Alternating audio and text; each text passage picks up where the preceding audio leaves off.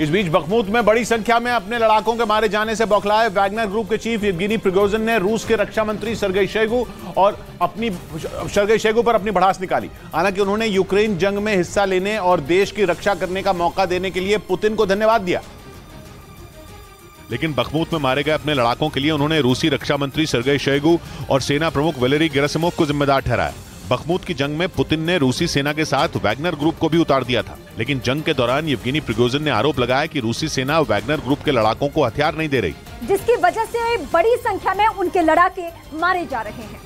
पश्चिमी मीडिया का दावा है कि इसी वजह से प्रिगोजिन ने जंग छेड़ने की धमकी दी थी और अब बखमुत जीतने के बाद उन्होंने अपने लड़ाकों की मौत पर एक बार फिर रूसी रक्षा मंत्री सर्गेई शोइगु और आर्मी चीफ वैलेरी गेरासिमोव पर अपना गुस्सा निकाला।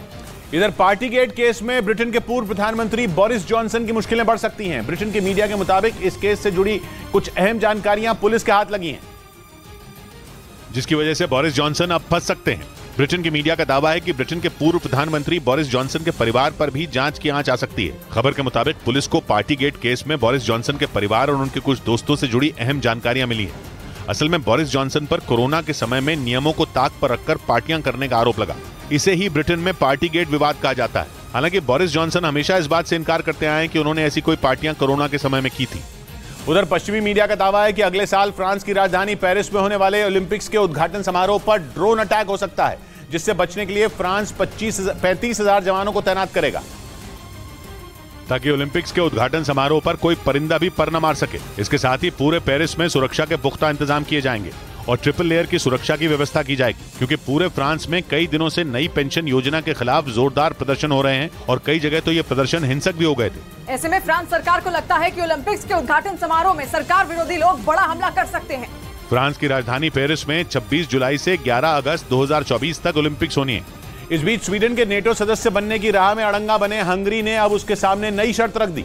यूरोप के देश स्वीडन और फिनलैंड दोनों ने पिछले साल नेटो का सदस्य बनने की कोशिश की थी, लेकिन हंगरी और तुर्की ने मिलकर स्वीडन का सपना पूरा नहीं होने दिया, जबकि फिनलैंड बाद में नेटो का सदस्य बन गया और स्वीडन की कोशिश अधूरी रह गई। हालांकि हंगरी ने इसके लिए अब स्वीडन के सामने नई शर्त रख दी। उसने दो टूक कह दिया कि अगर स्वीडन नेटो से जुड़ना चाहता है तो उसे पहले हंगरी के साथ राजनीतिक संबंध सुधारने होंगे। इससे पहले हंगरी ने नेटो में स्वीडन का इसलिए विरोध किया था क्योंकि उसका आरोप है कि स्वीडन अपने यहाँ आतंकी संगठनों पर लगाम नहीं लगाता। स्वीडन बाल्टिक सागर के किनारे बसा है, जहाँ रूस का कलिनिनग्राद प्रांत भी मौजूद है और उसे डर है कि यूक्रेन की मदद करने पर पुतिन वहीं से उस पर हमला कर सकते हैं। इसीलिए स्वीडन नेटो का सदस्य बनने की पूरी कोशिश में है। इधर उत्तर प्रदेश के फर्रुखाबाद जिले में एक आदमी को केसरिया रंग का कुर्ता पहनने पर मस्जिद में नमाज पढ़ने से रोक दिया गया, जिसके बाद उस शख्स ने मस्जिद के इमाम के खिलाफ केस दर्ज करवा दिया, क्योंकि इमाम ने मस्जिद में केसरिया रंग के कपड़े पहनकर आने पर ऐतराज जताया था और उस शख्स को धमकाया था क्योंकि वो मस्जिद में केसरिया रंग के कपड़े पहनकर आया था। ये घटना उत्तर प्रदेश के फर्रुखाबाद के शमशाबाद इलाके के रहने वाले आसिफ अली के साथ हुई। उनके साथ ये तब हुआ जब वो शुक्रवार को नमाज पढ़ने के लिए इलाके की जामा मस्जिद गए थे। इनको केसरिया रंग का कपड़ा पहनकर आने से रोका जाए। घटना से नाराज आसिफ अली ने मस्जिद के इमाम के खिलाफ शमशाबाद थाने में केस दर्ज करा दिया।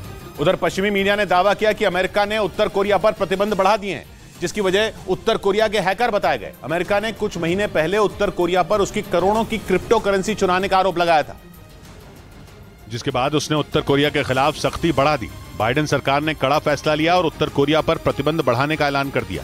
अमेरिकी सरकार का कहना है कि उत्तर कोरिया हथियार बनाने के लिए अवैध तरीके से पैसे जुटाता है और अपने हैकरों का इस्तेमाल करता है। अमेरिका के ट्रेजरी विभाग के एक बयान में कहा गया कि उत्तर कोरिया ने हजारों हैकरों को तैनात किया है, जो साइबर गतिविधियों में शामिल होकर वहाँ की सरकार की मदद करते हैं। इससे पहले भी अमेरिका ने उत्तर कोरिया पर एक ऑनलाइन गेम के जरिए लोगों से करोड़ों डॉलर की क्रिप्टो करेंसी की चोरी का आरोप लगाया था। इस बीच अंतर्राष्ट्रीय स्तर पर मनी लॉन्ड्रिंग और टेरर फंडिंग पर नजर रखने वाली संस्था FATF लेबनान पर एक्शन के मूड में है। पश्चिमी मीडिया ने दावा किया कि FATF लेबनान को ग्रे लिस्ट में डाल सकती है, क्योंकि वो मनी लॉन्ड्रिंग और आतंकवाद के खिलाफ सख्त कदम उठाने में फेल रहा। अगर ऐसा हुआ तो लेबनान पर मुसीबत का पहाड़ टूट जाएगा, क्योंकि वहाँ पहले से ही अर्थव्यवस्था खराब हालत में है। साल 2019 के बाद से लेबनान वित्तीय संकट से जूझ रहा है। वहाँ की ज्यादातर आबादी गरीबी में डूबी है और FATF लेबनान को ग्रे लिस्ट में डाल देता है तो उसको कर्ज मिलना मुश्किल हो जाएगा, क्योंकि कर्ज में डूबे देशों को आर्थिक मदद देने वाली संस्था IMF भी अपने हाथ पीछे खींच लेगी, जिसके लिए वो लगातार IMF से गुहार लगा रहा है। हालांकि इस रिपोर्ट पर न तो लेबनान की तरफ से कोई प्रतिक्रिया आई और न ही FATF ने कोई टिप्पणी की। उधर यूक्रेन के साथ जारी जंग के बीच रूस की तरफ से मारियोपोल की कुछ तस्वीरें जारी की गईं, जिनके जरिए यह दावा किया गया कि उसने वहां स्कूल और अस्पताल के साथ साथ कई रिहायशी इमारतों का निर्माण किया। मारियोपोल यूक्रेन का वो शहर है जिसे जीतने के लिए पुतिन ने वहां अपनी पूरी ताकत झोंक दी थी, जिसके लिए पुतिन की सेना और रमजान कादिरोव के लड़ाकों ने वहां कत्लेआम मचा दिया था। रूस की सेना ने मारियोपोल पर कब्जा करने के लिए आसमान से इतनी मिसाइलें बरसाई थीं कि पूरा शहर खंडहर में तब्दील हो गया था। बाद में कई महीनों तक चली जंग के बाद रूस ने इस शहर को जीतने का ऐलान कर दिया और अब दुनिया में अपनी छवि सुधारने के लिए रूस ने मारियोपोल में कई इमारतें बनाने का दावा किया। सबूत के तौर पर उसने वहां की कुछ तस्वीरें भी जारी की जिनमें स्कूल, अस्पताल और रिहायशी इमारतें दिखाई दी। मतलब रूस अपने इस कदम से दुनिया को ये बताने की कोशिश में जुटा है कि वो मारियोपोल को फिर से खड़ा कर रहा है। इधर अमेरिका के मिशिगन में एक मॉल में आग लगने से हड़कंप मच गया। दावा किया गया कि यह आग मॉल के एक ब्यूटी सप्लाई स्टोर में लगी थी, जिसकी लपटों ने देखते ही देखते आसपास की दुकानों को भी अपनी चपेट में ले लिया और मॉल में लगी भीषण आग से अफरा तफरी मच गई, जिसके बाद दमकल विभाग की टीम ने पहुंचकर आग की ऊंची ऊंची लपटों पर काबू पाने के लिए पानी का छिड़काव करना शुरू किया। इस दौरान आसमान में धुएं का गुबार उठता दिखा। ये आग अमेरिका के मिशिगन में बने स्ट्रिप मॉल में लगी, जिसमें लाखों का नुकसान होने की आशंका जताई जा रही है। हालांकि आग किस वजह से लगी इसका पता लगाया जा रहा है। उधर सुडान की सेना और सुडान के पैरामिलिट्री ग्रुप आरएसएफ पर सीज फायर का कोई असर नहीं पड़ रहा। पश्चिमी मीडिया ने दावा किया कि दोनों गुटों ने एक दूसरे पर फिर हमला किया और सीज फायर के दूसरे दिन सुडान की सेना और पैरामिलिट्री ग्रुप आरएसएफ के बीच रात भर फायरिंग हुई। पश्चिमी मीडिया ने दावा किया कि उमदुर्मान में दोनों तरफ से एक दूसरे पर हमला किया गया और मिलिट्री बेस के पास भारी गोलीबारी की आवाजें सुनी गई। दावा किया गया कि युद्ध विराम से दोनों के बीच लड़ाई में कमी तो आई, लेकिन इससे लोगों को राहत नहीं मिली। यानी सुडान की सेना और पैरामिलिट्री ग्रुप आरएसएफ के बीच लड़ाई को रोकने के लिए बनाई गई निगरानी समिति का भी उन पर कोई असर होता नहीं दिखा, क्योंकि दोनों पहले की तरह ही मौका मिलने पर एक दूसरे पर हमले कर रहे हैं। इस बीच पश्चिमी कनाडा के एल्बर्टा में भीषण आग लगने से हाहाकार मच गया। जंगलों में लगी आग का जो वीडियो सामने आया उसमें बड़े पैमाने पर जंगल जलते नजर आए और जंगल में लगी आग इतनी तेज थी कि इसने करीब 20 लाख एकड़ जंगल को पूरी तरह जलाकर राख कर दिया। जंगल में धधकती आग देखते ही देखते आसपास फैल गई और दूर दूर तक आग की भीषण लपटें उठती नजर आईं। बताया गया कि आग की ऊंची लपटों ने कुछ ही समय में सब कुछ तबाह कर दिया। वहीं तेज हवा चलने की वजह से आग जंगल से रिहायशी इलाके तक फैलती चली गई, जिसके बाद आसपास के घरों को नुकसान पहुंचा और कई गाड़ियां जलकर राख हो गईं। आग बुझाने के लिए दमकल कर्मियों को काफी दिक्कतों का सामना करना पड़ा और आग पर काबू पाने के लिए हेलीकॉप्टर की भी मदद ली गई।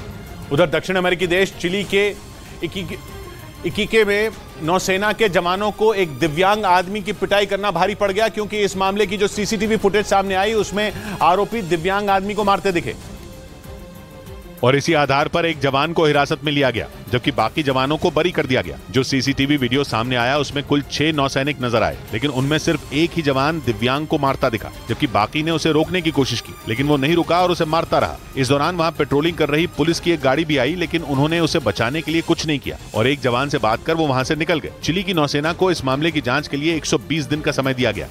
इधर जम्मू कश्मीर के किश्तवाड़ में एक सड़क हादसे में 7 लोगों की मौत हो गई, जबकि 2 लोग गंभीर रूप से घायल हो गए। ये सभी लोग एक ही गाड़ी में सवार होकर जा रहे थे, तभी उनकी गाड़ी हादसे का शिकार हो गई, जिसके बाद घायल हुए लोगों को तुरंत अस्पताल में भर्ती कराया गया। इस घटना से अफरा तफरी मच गई। देखते ही देखते वहां लोगों की भीड़ इकट्ठा हो गई। घटना की जानकारी मिलने के बाद पुलिस पहुंच गई, जिसके बाद शवों को कब्जे में लेकर पोस्टमार्टम के लिए भेज दिया गया। इन्वेस्टिगेट कर रहे हैं, केस रजिस्टर्ड है। हादसे का शिकार हुई गाड़ी में पावर प्रोजेक्ट के 10 कर्मचारी सवार थे, जो बांध का निरीक्षण करने के लिए जा रहे थे। इस बीच अफगानिस्तान में आई बाढ़ ने तबाही मचा दी। वहां के गौर प्रांत में पानी में डूबने से एक बच्चे समेत 5 लोगों की मौत हो गई, जिसके बाद लोगों में दहशत है, क्योंकि अचानक आई बाढ़ ने सब तबाह कर दिया। वहां से सामने आए वीडियो में सड़क, घर और खेत सब पानी से भरे नजर आए। अफगानिस्तान के गौर प्रांत के ये हालात कई दिन तक हुई मूसलाधार बरसात के बाद हुए। आसपास की कई नदियों का पानी खतरे के निशान के ऊपर बह रहा है, जिसके कारण रिहायशी इलाके पानी में डूबे हैं। हर तरफ बस पानी ही पानी दिखाई दे रहा है। इधर 26 मई को राजस्थान कांग्रेस की कलह पर दिल्ली में अहम बैठक होने वाली है, जिसमें पायलट और गहलोत के बीच सुलह की कोशिश करवाई जाएगी। सूत्र बता रहे हैं कि इस बैठक में पायलट और गहलोत का मुद्दा झगड़ा सुलझाने के लिए आखिरी कोशिश होगी, जिसमें कांग्रेस अध्यक्ष मल्लिकार्जुन खड़गे ने राजस्थान कांग्रेस के प्रभारी और अध्यक्ष समेत राजस्थान कांग्रेस के कई नेताओं को बुलाया है और उनकी मौजूदगी में तय होगा कि पायलट और गहलोत का झगड़ा सुलझेगा या पायलट कांग्रेस छोड़ेंगे। यानी 26 मई को तय होगा कि राजस्थान कांग्रेस की कलह खत्म होगी या नहीं। सूत्र बता रहे हैं कि गहलोत पायलट से सुलह के मूड में नहीं है, लेकिन राजस्थान कांग्रेस के प्रभारी को फीडबैक मिला कि पायलट के बिना राजस्थान की जीत की राह कठिन है। यही नहीं, कमलनाथ चाहते हैं कि पायलट पार्टी में रहें, क्योंकि वो मध्य प्रदेश की 25 ऐसी सीटों पर असर डालते हैं जहां गुर्जर समुदाय निर्णायक है। लेकिन गहलोत कैंप के कई नेताओं ने संकेत दिया कि वो सुलह चाहते हैं। तो पॉजिटिव आपको सोचना चाहिए। खबर है कि पायलट अब सीएम पद के लिए नहीं बल्कि टिकटों के बंटवारे पर अड़े हैं।